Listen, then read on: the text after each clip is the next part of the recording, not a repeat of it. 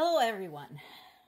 Quite a few of today's news come from the I told you so department, and this is one of you.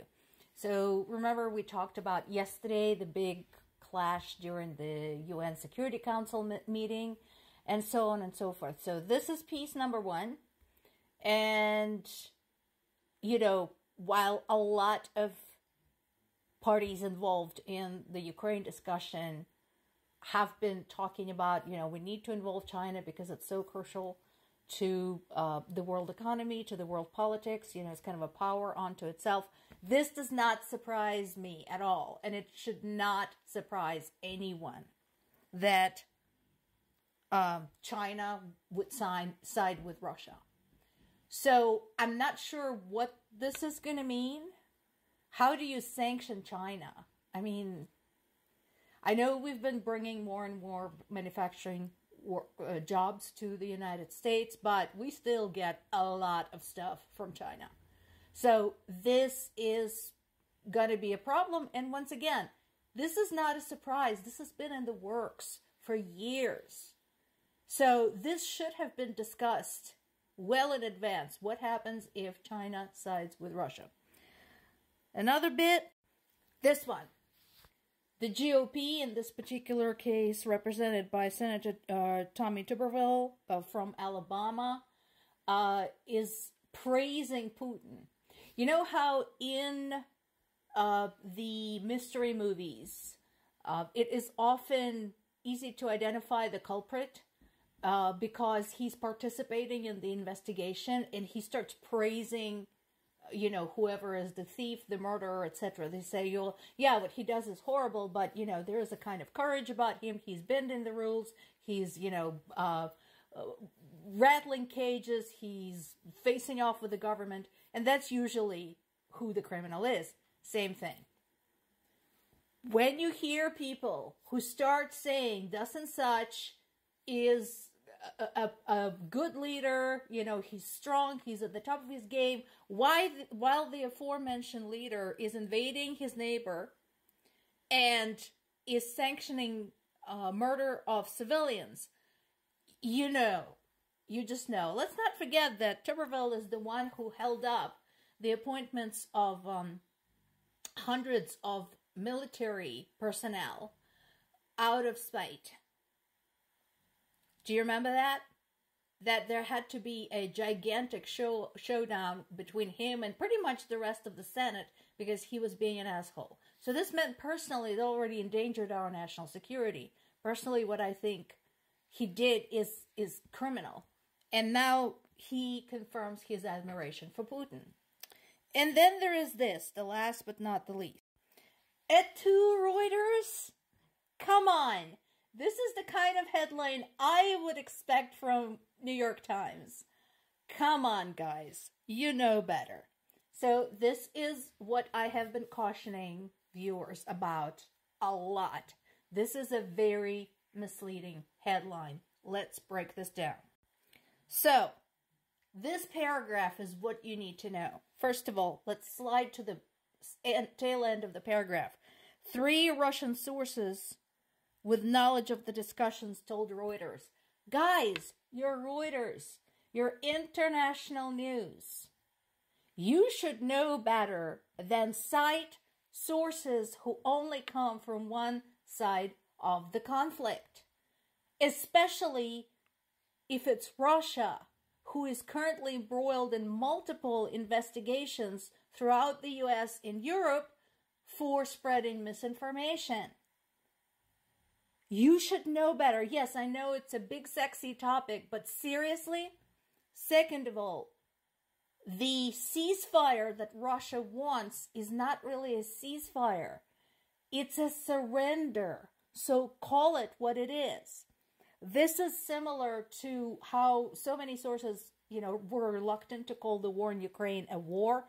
They called it an escalation, a conflict, an insurrection, whatever.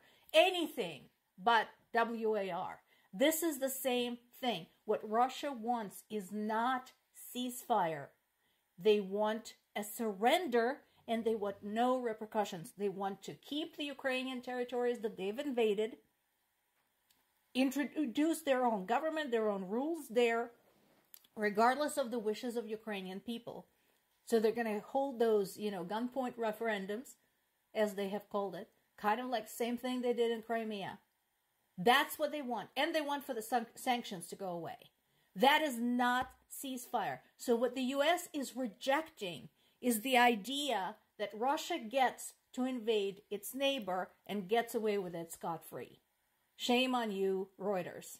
I rely on you, and I know other citizen journalists rely on you for quality journalism, and you give us this kind of garbage. Now, the U.S. Defense Secretary, Lloyd Austin, said that they're still committed to supporting Ukraine. My question is, how? Let's do it, Jerry Maguire. Let's show me the money. How do you plan to support Ukraine if House Republicans are refusing to acknowledge that this is a global problem? Because all of the things he said are correct things. He's right. And all of the things that actually some of the reasonable Republican lawmakers have said, that this is huge. This is not the kind of time in history where you want to find yourself on the wrong side of the fence. They're right too. And they're right when they say that, refusal to support Ukraine will cause a global catastrophe. They're absolutely right. And that it's going to impact the United States and other countries and U.S. allies. Yes, all of that. How? And I've been asking experts that I follow, that I rely on for information, and so far there isn't a good answer so far. I'm still waiting. So, yeah. And as I mentioned, the waiting is a problem right now because time is of the essence. There is some good news. Ukraine sunk another Russian ship. I think that brings the total for them to 25.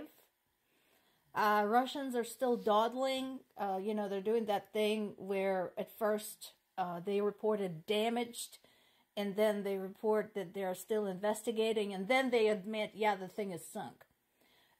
Apparently, the ship was transporting explosives and was hit, and the explosives exploded. So somebody on Russian social media said, well, at least we know that our mines and shells explode in water. That's great. That quality is good. And we all laughed.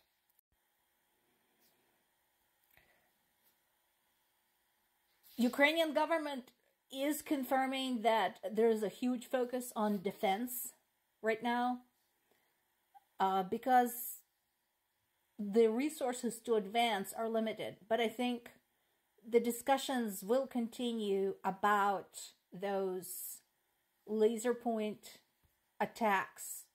A ship here, an oil depot there, a supply train here, that type of thing. So we're probably going to see more reports about things like that.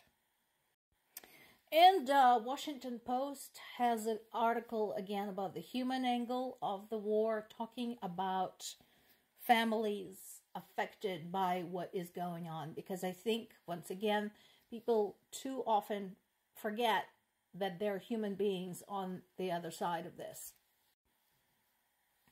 They're talking about a